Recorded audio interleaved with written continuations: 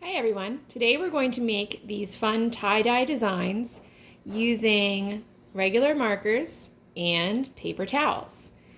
Here's a list of all the supplies you're going to need. So pause this video and gather everything up. You don't need to use foil if you don't have foil. You could use wax paper or anything else that's not absorbent because you don't want to absorb the water into a piece of paper. So you want to have foil or something else. All right, so after you've gotten all the supplies, here's what we're going to do. To make all these cool designs, I first started with paper towels. All right, so you're gonna take a paper towel. These are already the small sized. If you have the kind that's big, you're going to cut it in half 2 times. And it doesn't matter, these are pretty thick paper towels. You can use a thin kind or a thick kind, it doesn't matter.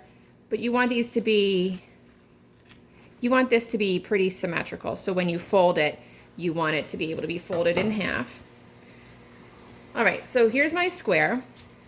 And the first thing I'm gonna do is fold it. You could fold it this way. You could fold it this way. Or you could even, for this one, hold on one second. For this one, I actually folded it in half like this. And then again like this. So any way you want, you could fold it. So I'm gonna start just with a basic fold it in half this way, and then this way. Okay, get it all flattened out there. All right, next, I'm gonna use my markers. So when I'm choosing which markers I wanna use, what colors, it's important to think about our color wheel. These colors are going to mix together. So it usually looks nice if colors are going to blend together to use colors that are analogous. That means neighbors on the color wheel. If I have purple next to yellow, do you know what color it's going to make? Probably a brownish, grayish, muddy kind of a color. So, but if you have green and yellow next to each other and they blend, it'll make a nice yellow-green. So think about those things when you choose your colors. All right, but you can always use colors that are not on the color wheel. This one I used black and red, and I think I used gray. And I think it turned out pretty nice. All right, so I'm gonna use warm colors for this one.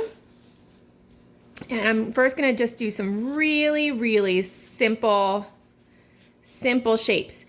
You want to leave some white space showing. It is very important. My boys did this project with me, and some of their pictures, they colored everything, and then it just got really muddy and it didn't look so good.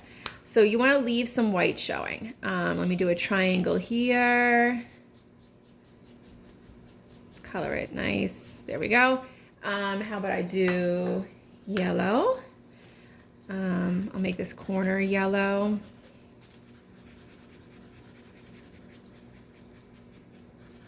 And let's do some more orange right here. Oops.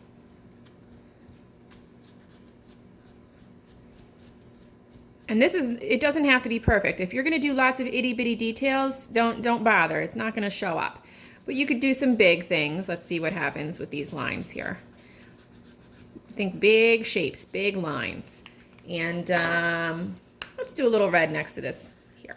All right, so now we're going to get our water. I like to use, this is a sandwich container if you're gonna pack a lunch. If I use a tall cup, sometimes we spill when we have a tall cup. So a short container with water is less likely to spill. Now we just get our brush wet and we have to soak this. So I tap, tap, tap on top of all the places where I used color, and I'm actually pressing down. And I need to get enough water on here that it goes through all the layers of paper towels. If you have some of the cheaper paper towels that are thinner, they actually work a little bit better for this because it doesn't take so long for the water to soak through. So I just keep getting lots of water. I'm not scrubbing it, right? I'm just tap, tap, tap, tap, tap. Let's get the whole thing here. You can see my little details aren't really showing up. Everything is kind of smushing together. Let's peek at the back. Almost. I think I want it to soak through a little bit more. All right. And that's it. So you could let it sit and open it up later, or You can open it up right now. Let's see. Ooh, I like how that one turned out. That one's pretty nice. So have fun. Try this at home. And if you don't have paper towels, or like I know for my family, we were running out of paper towels and our store didn't have any, so I was telling people not to use paper towels. This is a coffee filter. So if your parents drink coffee and they use the round coffee filters, it works pretty nicely on here. You just fold it in half the same way you would cut a snowflake, in half and in half again. And the same thing you can do with a coffee filter. Have fun. Send me some pictures when you're done. I always love seeing all the beautiful artwork that your family is sending to me in my email. Have a great day, everyone. Bye.